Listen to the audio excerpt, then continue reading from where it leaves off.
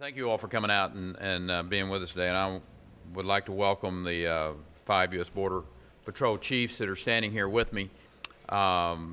These are sector chiefs from all along the border who serve right on the front line, securing our border from all the various threats.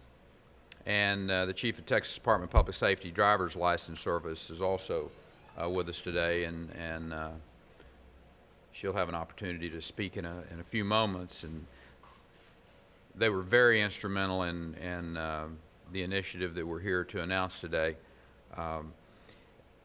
As you all know very well, Texas has had this very long, this fruitful relationship with Mexico. They're our #1 trade partner. Millions of our citizens claim a heritage with Mexico. Our border with Mexico is a gateway to trade. It's this meshing point of our shared cultures. Unfortunately, our southern border is also been this conduit of illegal activity that harms our state and that challenges the sovereignty of our nation. Every day, the Mexican drug cartels, they probe the border, they look for weaknesses where they can pass their illegal cargoes of drugs or stolen merchandise, illegal aliens, including individuals who come from countries with known terrorist ties.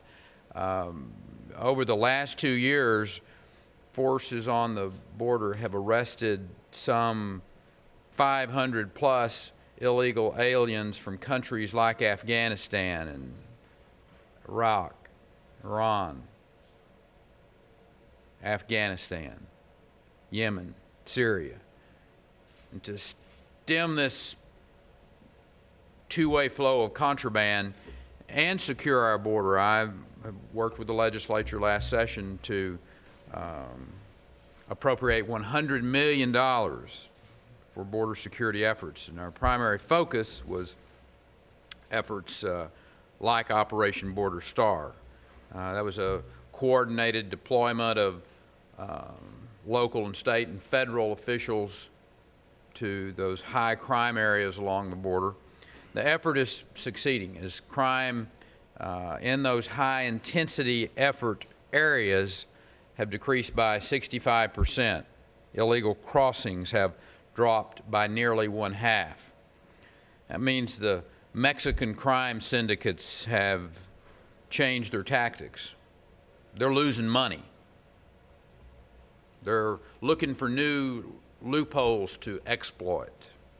And their latest target are truckers. They've been coercing truckers into smuggling their illicit contraband with threats of violence, blackmail.